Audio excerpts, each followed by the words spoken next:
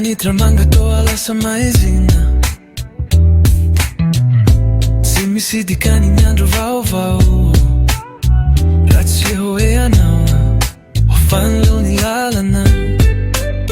Tsy minay ny volamena, tsy minay ny voninahitra, ny foko efanao tsy misy hafatina.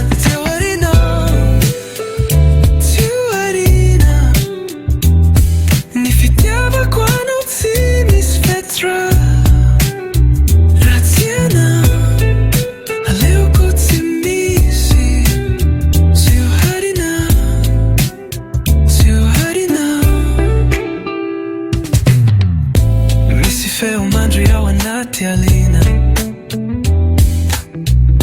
mbola manonana ny anaranao.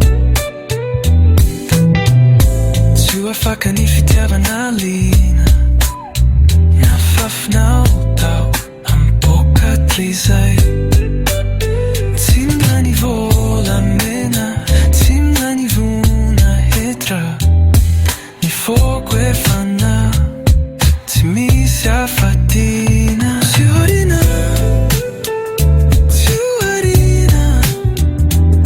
ny fitiavako anao tsy misy fetra. Raha tsy anao aleoko tsy misy. TSY OHARINA, TSY OHARINA.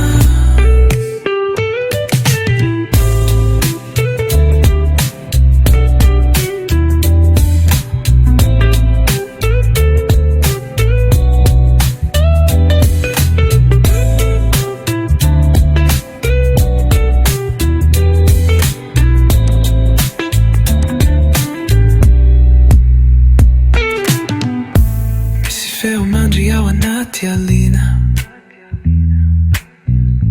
mbola manona ny anaranao.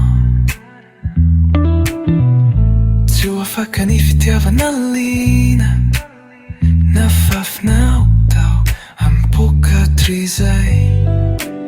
Tsy mino volamena, tsy milany voninahitra, ny foko efanao tsy misy hafatina. TSY OHARINA, TSY OHARINA, ny fitiavako anao tsy misy fetra.